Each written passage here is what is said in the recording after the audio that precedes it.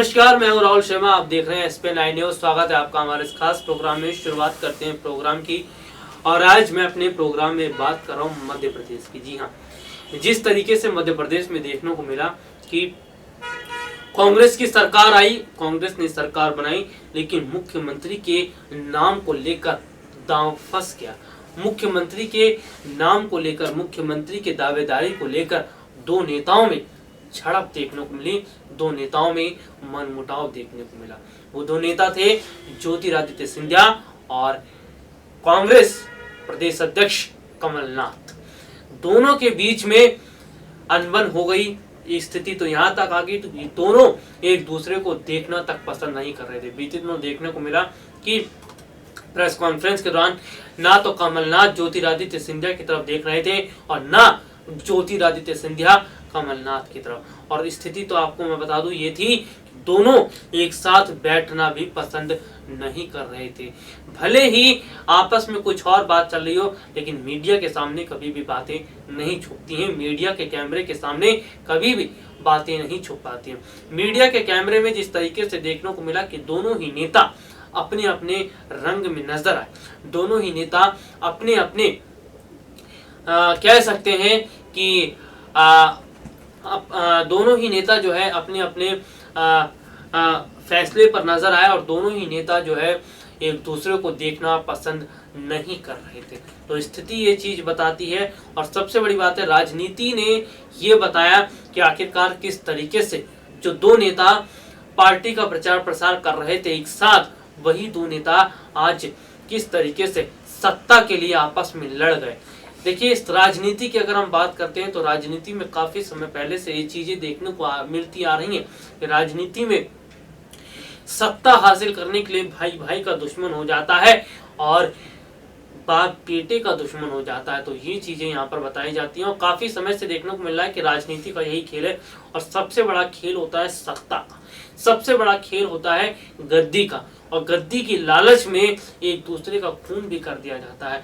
और यहाँ तो स्थिति ये देखने को मिली, ये दो नेता जो पार्टी का प्रचार प्रसार कर रहे थे, इनके बीच में अनबन देखने को मिली। यानी कि जब दो सगे जो है राजनीति के लिए एक दूसरे को मार देते हैं तो भला ये तो पार्टी के प्रचार स्टार प्रचारक थे। तो यहाँ पर ये चीजें देखने को मिली कि किस तरीके से सत्ता की लालच में ये दोनों नेता काफी जद्दोजहद करते रहे। ये सत्ता पाने के लिए, मुख्यमंत्री बनने के लिए दोनों नेता कमलनाथ और ज्योतिरादित्य सिंधिया एड़ी चोटी का जोर लगाते रहे। लेकिन आखिरकार पार्टी आलाकमान ने मुहर लगाई तो कमलनाथ पर क्यों मुहर लगाई गई और कैसे मुख्यमंत्री बनने की होड़ में पिछड़ गए ज्योतिरादित्य सिंधिया, आज मैं आपको अपनी इस खास रिपोर्ट में बताऊंगा।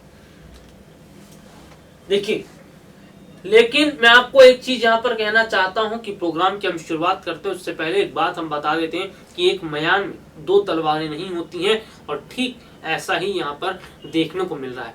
भले ही कमलनाथ के नाम पर मुहर लगा दी गई हो, लेकिन अब ऐसे में सवाल ये खड़ा होता है कि क्या कमलनाथ प्रदेश को चला पाएंगे, क्योंकि जिस तरीके से देखने को मिला था कि मुख्यमंत्री की दावेदारी को लेकर ज्योतिरादित्य सिंधिया के समर्थकों ने काफी हो हल्ला किया था, तो वहीं कमलनाथ के समर्थकों ने भी काफी हो हल्ला किया था।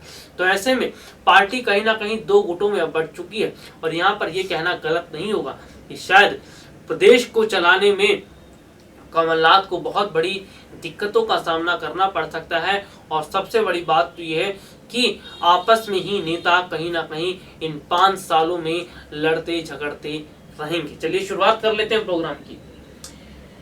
1983 में मध्य प्रदेश के मुख्यमंत्री के तौर पर दिग्विजय सिंह और माधवराव सिंधिया में भी होड़ लगी थी। माफ कीजिएगा, 1993, जी हाँ 1993 की अगर मैं बात करूं तो 1993 में माधवराव सिंधिया और दिग्विजय सिंह के बीच में प्रदेश का मुख्यमंत्री बनने की होड़ लगी थी, जिसमें बाजी दिग्विजय सिंह के नाम पर रही। इससे पहले भी 1985 से 90 में राजीव गांधी भी अपने दोस्त माधवराव को मुख्यमंत्री के लिए अर्जुन सिंह और मोतीलाल वोरा पर तरजीह नहीं दे पाए थे। इस बार राहुल गांधी अपने दोस्त ज्योतिरादित्य सिंधिया,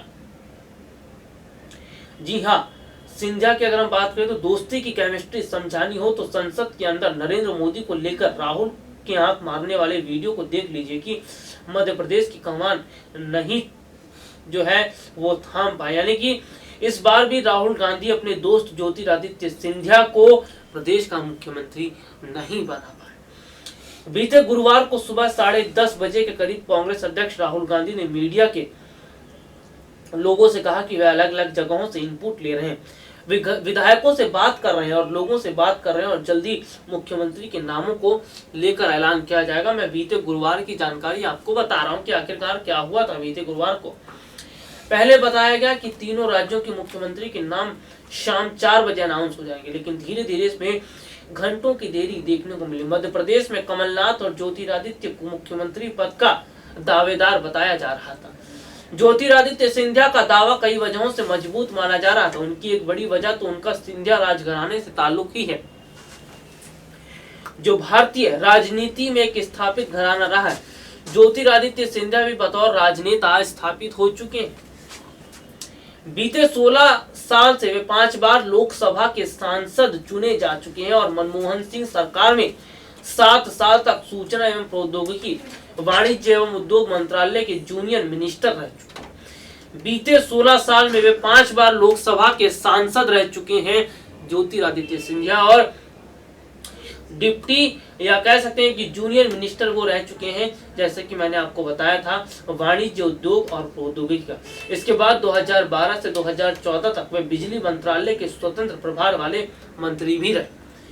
ऐसे में 47 साल के ज्योतिरादित्य सिंधिया को सामने रखकर पार्टी राज्य में युवा नेतृत्व को आगे बढ़ा सकती थी, लेकिन ज्योतिरादित्य सिंधिया को अभी इंतजार करना होगा। इसका संकेत राहुल गांधी ने बहुत पहले ही दे दिया था।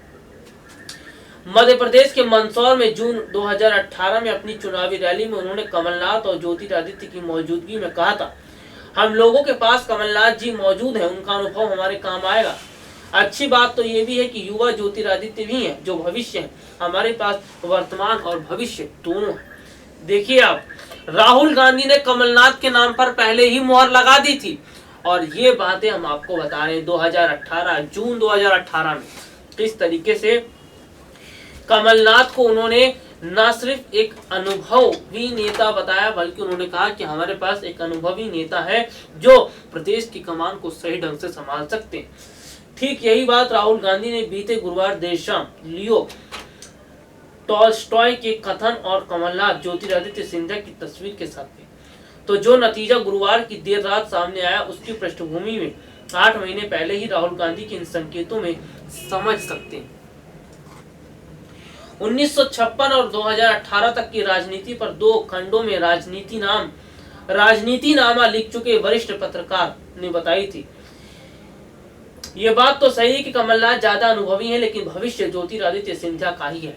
ये बात तो सही है कि कमलनाथ अनुभवी हैं और प्रदेश की कमान उन्हीं के हाथों में जाएगी, लेकिन यहाँ पर सवाल खड़े होते हैं राहुल गांधी के भाषण पर। राहुल गांधी जिस तरीके से अपने भाषण में ये कहते हैं कि हम युवाओं को आगे बढ़ाएंगे, राहुल गांधी ने अपने भाषण में इस बात का कई बार जिक्र भी किया है कि युवाओं को आगे बढ़ाने के लिए हमारी पार्टी हमेशा काम करेगी। अब ऐसे में अगर यहाँ पर बात की जाती है तो ज्योतिरादित्य सिंधिया और कमलनाथ में से किसी एक को चुनना पड़ा था, तो कमलनाथ को चुना गया। तो ये चीजें बताती हैं कि वाकई में युवाओं को आगे बढ़ाने के लिए शायद राहुल गांधी भी अभी उतने कह सकते हैं युवाओं को आगे बढ़ाने के लिए भी राहुल गांधी बड़ा फैसला नहीं ले पा रहे हैं। जिस तरीके से हमेशा से राहुल गांधी ने ये कहा कि हम युवाओं के साथ हैं और युवा ही हमारे देश का भविष्य, तो ऐसे में सबसे बड़ी बात तो ये है कि युवाओं को आगे बढ़ाने के लिए कहीं ना कहीं जो कदम, जो ताल की बात करते हैं राहुल गांधी, वो चीजें यहाँ पर नजर आती हैं कि शायद राहुल गांधी अभी युवाओं को आगे बढ़ाने की अगर हम बात कर लेते हैं तो जो बात तो करते हैं, लेकिन वो बातें कहीं ना कहीं झूठी साबित होती है। ऐसे में यहाँ पर देखने को मिला कि जब ज्योतिरादित्य और कमलनाथ के बीच में फैसला करना पड़ा तो अनुभवी और बुजुर्ग को ही चुनना पड़ा। तो शायद युवाओं को आगे बढ़ाने की बात जो राहुल गांधी करते हैं वो कहीं ना कहीं ऐसा कहा जाए तो गलत है। तो वो बिल्कुल सही होगा। यानी कि युवाओं को आगे बढ़ाने की बात तो राहुल गांधी कर देते हैं, शायद वो युवाओं को आगे बढ़ाने के लिए अभी उतनी परिपक्व नहीं हुए हैं। और जिस तरीके से ये चीज़ तो देखने को मिली कि सिंधिया के नाम पर पहले ही कहीं ना कहीं संशय लग गया था और राहुल गांधी ने इशारों में पहले ही कमलनाथ के नाम पर मुहर लगा दी थी। तो बहरहाल आज के इस प्रोग्राम में इतना ही। अगली बार आपसे दोबारा मुलाकात होगी, तब तक के लिए इजाजत दीजिए। नमस्कार।